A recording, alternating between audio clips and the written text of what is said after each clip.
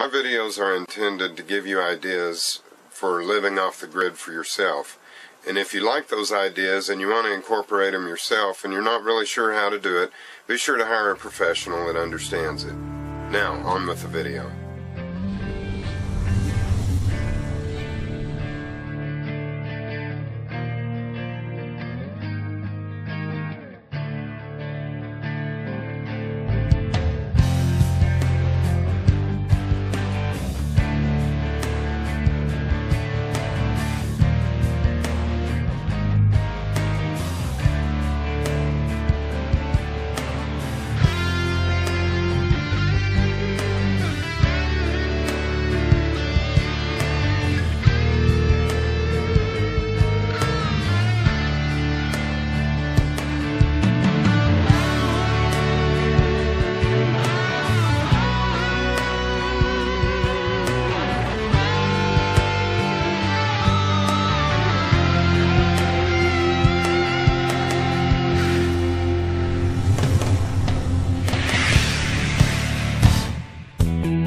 This week I'm introducing two separate projects that are upcoming over the next few weeks.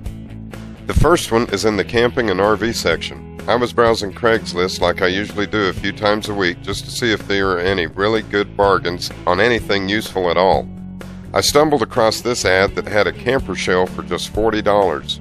I thought if it would fit one of my trucks, it could be pretty handy to have. I went and looked at it, and although it wasn't a perfect fit, it fit my second generation Dodge truck good enough for $40.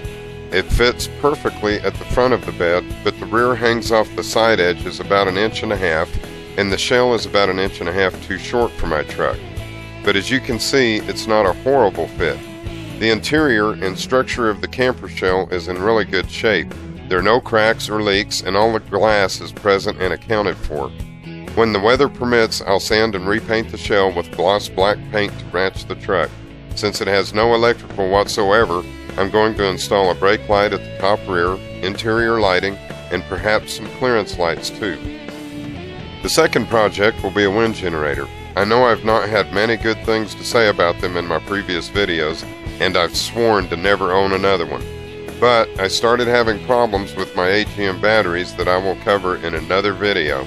And I've been needing something to augment my power production on these shorter winter days on the mountain. We regularly have high winds through the winter and spring months of the year, so wind power production appears to make sense for my situation. But my budget is tightly restricted, to say the least. There is some talk about how no one can extract more than 100 or so amps from a car-size alternator, but the Remodel website clearly shows that they have an alternator available presently capable of producing 450 amps at 12 volts. So that new information coupled with research on turbine blades makes good power production at a very reasonable cost a very real possibility. So, trying to be open-minded and understanding that technology is constantly changing, I started reviewing low-cost micro-wind systems, and there are two major companies in stiff competition with each other to the point that very unkind things are said about each other. One company has obviously invested in good marketing techniques, and the other appears to be more grassroots, hands-on, and constantly coming up with user-installed improvements, as well as trying new configurations for more power. Each company has an almost cult following that makes it really hard to make a decision based on users from either group.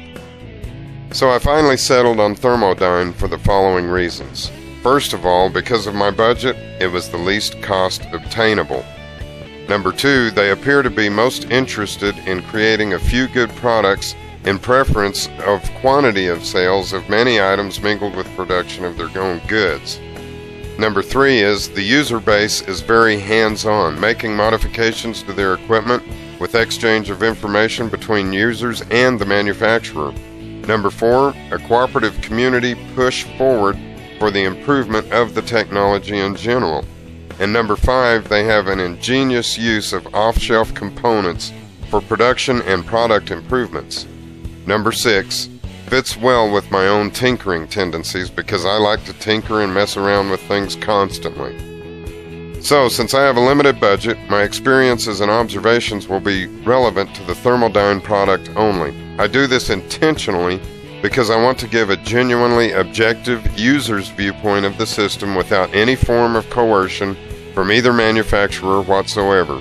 Neither manufacturer has approached me with any deals or freebies for their products. Neither has tried to bribe or threaten me in any way. In fact, I've had no contact with the owner of either company, but I have had some contact with users on both sides. That's it for this week's video. Thanks for watching, and don't forget to subscribe to my channel. See you next week, or next month, or whenever I get to it. I always answer questions whether posted publicly or privately. See you then.